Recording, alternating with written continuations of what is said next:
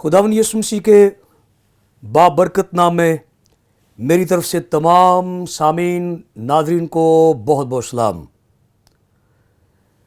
नाज़रीन, बताता चलूँ कि हमारा सिलसिला क्रिश्चियन एस्कटोलॉजी, मसीही इल्मुल आखरत, मसीही इल्म इलाहियात के जामे मज़ामीन में से एक मज़मून है, जिसमें हम आखरत के ताल्लुक़ से सीखते हैं। बाइबल मुक़द्दस में बहुत सारे अबवाब, आयात, अल्फाज और कुछ कुतुब जो आखिरी ज़माने के ताल्लुक़ से हमें खूबसूरत अंदाज में बताती हैं। लेकिन फ़िल वक्त हमने मुकशफ़ा की किताब को मुंतखब किया है ताकि हम आने वाले हालात के ताल्लुक़ से सीख सकें।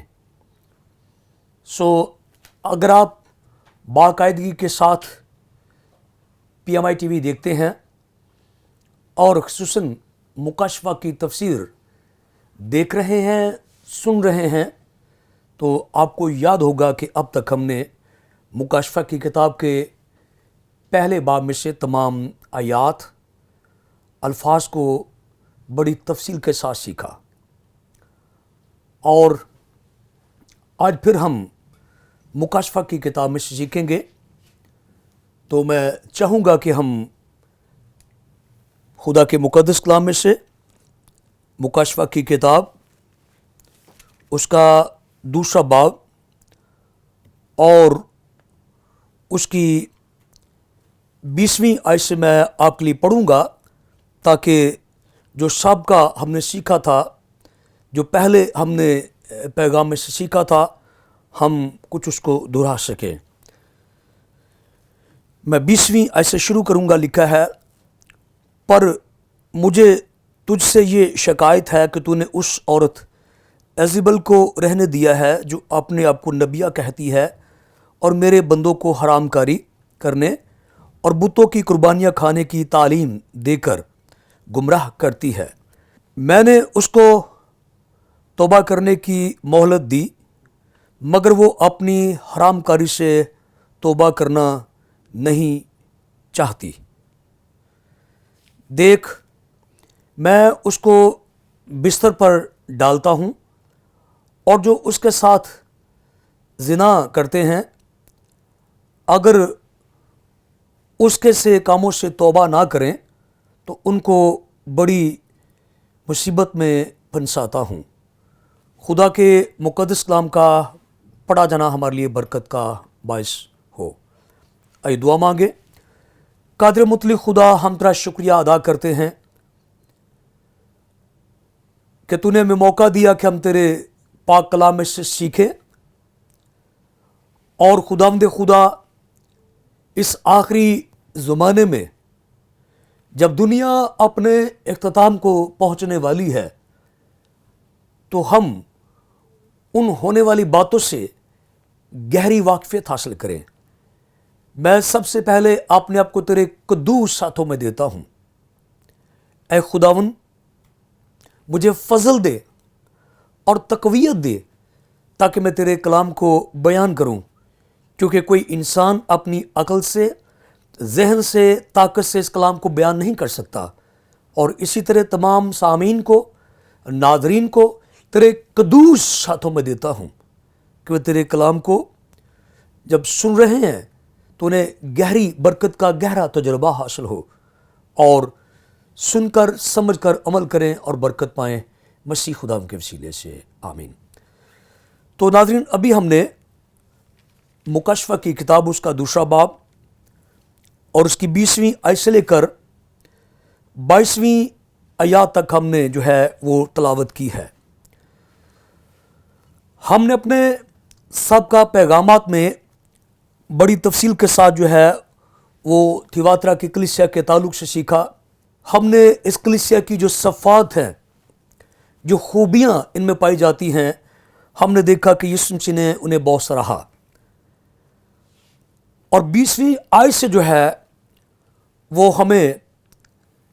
اس تصویر کا دوسرا رخ جو ہے وہ نظر آنا شروع ہو جاتا ہے۔ 20ویں آیت میں خداوند یسوع مسیح تھیاتیرا کی کلیسیا سے ایک شکایت کرتے ہیں، اور وہ شکایت یہ ہے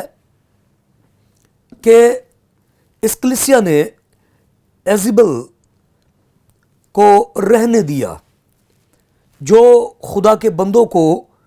بتوں کی قربانیاں کھانے پر جو ہے وہ مجبور کرتی تھی اور حرام کاری کی طرف مائل کرتی تھی۔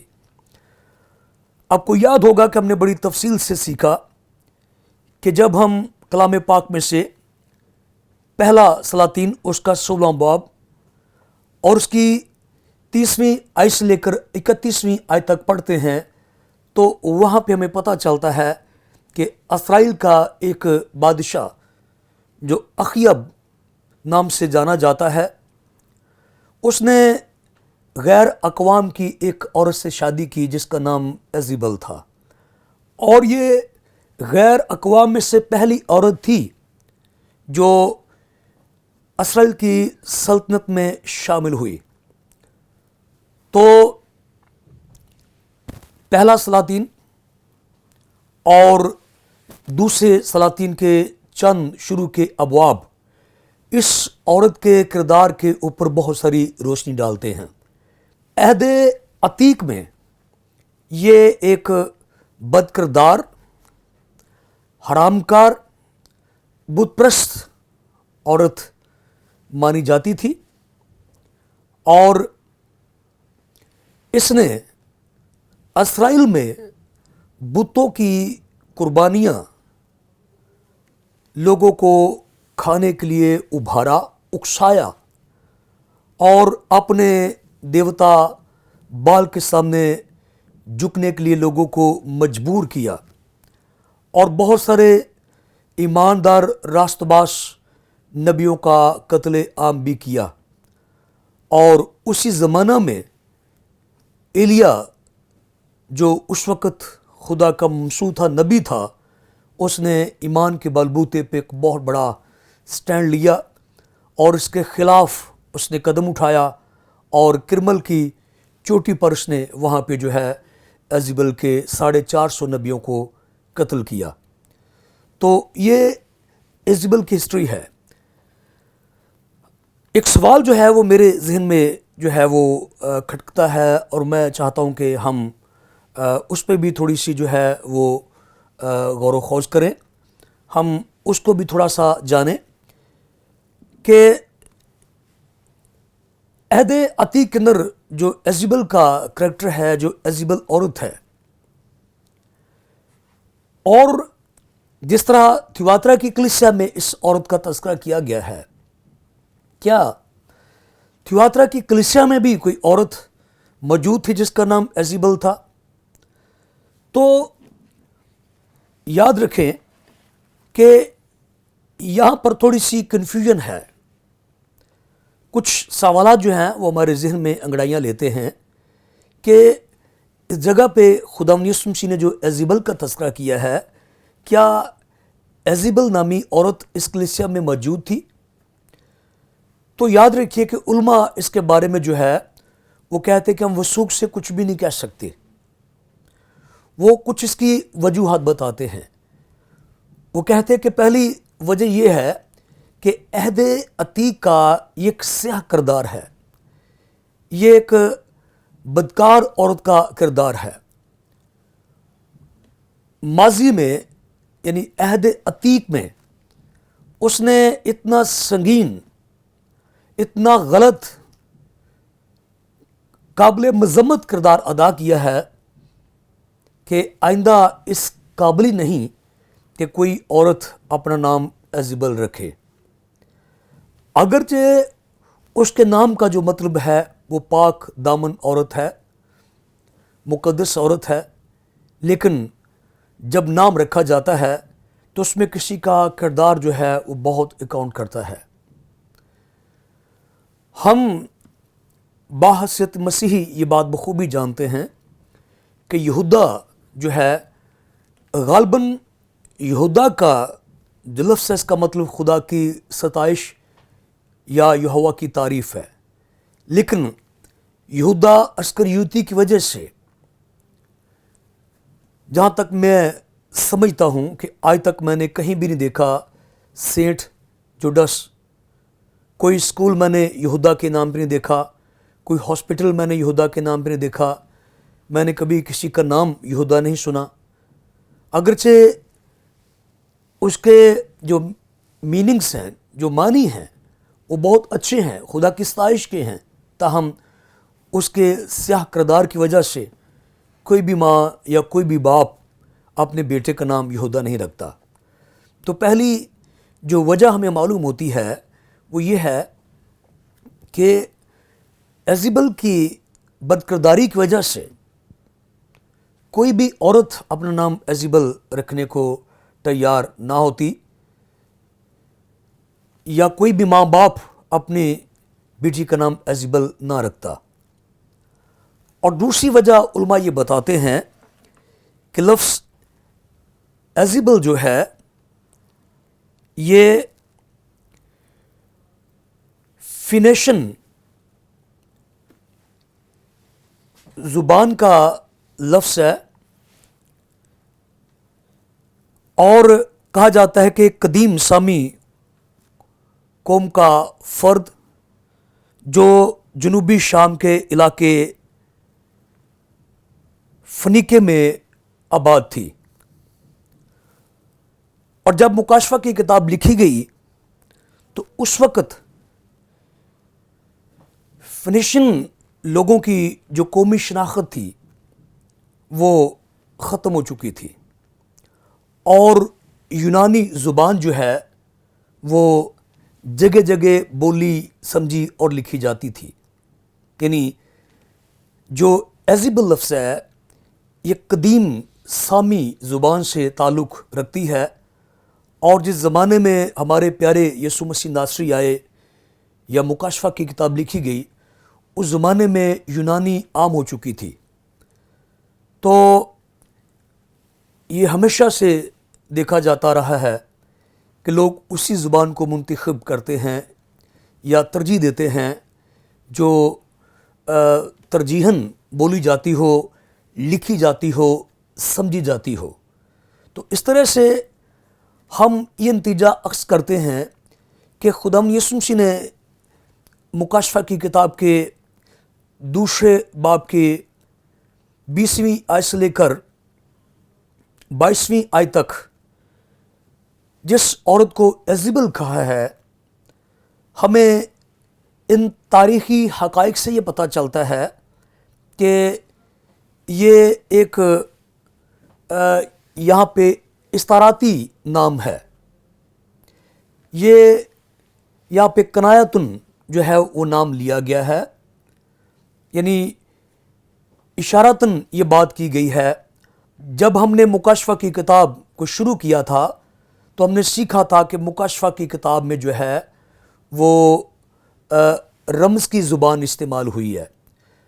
اشاراتی زبان استعمال ہوئی ہے، اور استعاراتی زبان استعمال ہوئی ہے، یعنی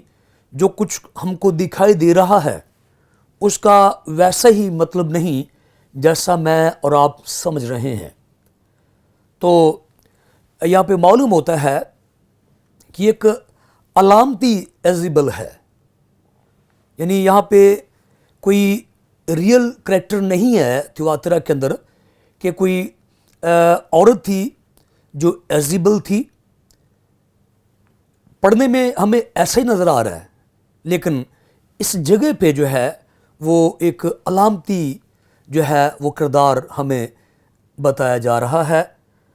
یعنی جس طرح مکاشفہ کی کتاب کے 22ویں باب میں ہم پڑھتے ہیں، غالباً 11ویں 12ویں 13ویں آیت کے اندر وہاں پہ لکھا ہے کہ مگر کتے اور حرام کر اور ہر ایک جو جھوٹی بات کرتا ہے یا پسند کرتا ہے وہ خدا کی بادشاہی سے باہر رہے گا۔ اس طرح کا خوبصورت بیان ہمیں وہاں پہ جو ہے وہ نظر آتا ہے، اور وہاں پہ لکھا کتے خدا کی بادشاہی کے وارث نہیں ہوں گے۔ تو یہ سمپل سی بات ہے کہ ہم یہ تو بخوبی جانتے ہیں کہ یہ کن کتوں کی بات ہو رہی ہے، ظاہر یہ اس جانور کی بات نہیں ہو رہی، وہاں پہ انسانوں کے کردار کی بات ہو رہی ہے کہ ان کے کردار کے اندر کتوں جیسی مشابہت ہے، رہنا سہنا کھانا پینا جینا مرنا کتوں جیسا ہے، اور کتا ایک حرام جانور ہے اور وہ بھونکتا ہے۔ تو اس طرح سے یہاں پر جو ایزیبل کا تذکرہ ہے، یہ ایک علامتی کردار یہاں پہ بیان کیا گیا ہے، جس کا نتیجہ یہ نکلتا ہے کہ اس جگہ پہ کوئی ایسا کردار تھا جس کو جاننا بہت مشکل ہے، یا کوئی ایسا طبقہ تھا یا چند ایسے لوگ تھے جو ایمانداروں کو، راست بازوں کو اس بات کے لیے اکسا رہے تھے، ابار رہے تھے کہ وہ بتوں کی قربانیاں کھائیں اور حرام کاری کریں۔ چونکہ تھیواترا کی کلیسیا کے اندر یہ فعل، یہ کام، یہ غلاظت، یہ گندگی اس قدر بڑی ہوئی تھی کہ ان کی جتنی خوبیاں ہیں ان کو بھی تباہ کرنے والی تھی۔ تو خداوند یسوع مسیح جو علیم کل ہے، بصیر کل ہے، سمیع کل ہے، اس نے اپنے علیم کل ہونے کی وجہ سے وہ سارے علم جانتا ہے، کتاب مقدس کو جانتا ہے، اور وہ دلوں اور گردوں کو جانچتا ہے۔ تو خداوند یسوع مسیح نے بائبل مقدس کے اندر ماضی کے اس گزرے ہوئے سیاہ کردار کو جو ہے اس کے ساتھ جو ہے وہ مشابہت دی، یعنی بتایا کہ جس طرح قدیم زمانے میں ایزیبل، عہد عتیق میں ایزیبل جو خدا کے لوگوں کو، جو سچے اسرائیل تھے، خدا کی قوم تھی، خدا کے ممسوح تھے، خدا کی آنکھ کی پتلی تھی، مقدس لوگ تھے، خدا کے چنے ہوئے لوگ تھے، ان کو ابھارتی تھی، اکساتی تھی، ویسے ہی تھیواترا کی کلیسیا کے اندر یہ طبقہ، یہ لوگ، یا کوئی شخص بھی ہو سکتا ہے، ہم وثوق سے کچھ بھی نہیں کہہ سکتے، ہم پوری طرح سے کسی شخص کا انکار بھی نہیں کر سکتے اور اقرار بھی نہیں کر سکتے، تاہم ہم یہ بخوبی جانتے ہیں کہ اس جگہ پہ اس طرح کی کوئی جو ہے وہ برائی جو ہے وہ جنم لے رہی تھی، اور اس کی جڑیں روز بروز مضبوط سے مضبوط تر ہوتی چلی جا رہی تھیں کہ ایمانداروں کی روحانی ساکھ کو تباہ کرنے پہ تلی ہوئی تھی۔ تو یسوع مسیح نے اشارتاً کہا کہ اے تھیواترا کی کلیسیا، تھیواترا کے راست بازوں، تھیواترا کے ایمانداروں، تمہاری برداشت، نیکی، خدمت، محبت سب کچھ قابل تعریف ہے، لیکن جو کل ساری کلیسیا کو تباہ و برباد کر سکتی ہے وہ ایزیبل کا کردار ہے، وہ طبقہ ہے، وہ شخص ہے، وہ لوگ ہیں جو در پردہ تمہیں بتوں کی قربانیاں کھانے پر جو ہے وہ اکساتے ہیں، ابھارتے ہیں، پیشکش کرتے ہیں، اور پھر اس کے ساتھ ساتھ حرام کاری پر ابھارتے ہیں۔ تو یوں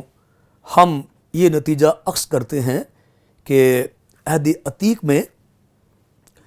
جو ہے سلاطین کی کتاب میں یہ ایک حقیقی کردار ہے جو خیالی نہیں ہے، لیکن تھیواترا کی کلیسیا کے اندر یہاں پہ ایک مشابہت ہے، استعاراتی زبان استعمال ہوئی ہے، ایک سمبل کے طور پر جو ہے وہ لیا گیا ہے کہ جس طرح وہ بد کردار تھی، ویسے یہاں پہ ایک بد کردار طبقہ ہے جو لوگوں کو برباد کر رہا ہے۔ اور پھر یسوع مسیح کہتا ہے کہ میں نے اس کو توبہ کرنے کی مہلت دی، مگر وہ اپنی حرام کاری سے توبہ کرنا نہیں چاہتی۔ تو میں نے بڑی تفصیل کے ساتھ یہ بات آپ کو بتائی تھی کہ یہاں پہ اس کو مہلت دی گئی ہے، موقع دیا گیا ہے۔ تو خدا حالات پیدا کرتا ہے، وسائل پیدا کرتا ہے، خدا اس طرح کے اشخاص کسی کے پاس بھیجتا ہے، خدا اس طرح سے کبھی کبھی آفات آنے دیتا ہے، مشکلات آنے دیتا ہے، لوگوں کو کھڑا کر دیتا ہے تاکہ کوئی بد کردار شخص بدی کرتا ہی نہ رہے بلکہ باز آ جائے۔ تو ہم جانتے ہیں کہ جب ہم عہد عتیق کا مطالعہ کرتے ہیں تو وہاں پہ لکھا ہوا نہیں ملتا کہ خدا نے ایزبل کو موقع دیا کہ وہ توبہ کرے، مہلت دی کہ وہ توبہ کرے، لیکن وہاں پہ ایویڈنسز ہیں،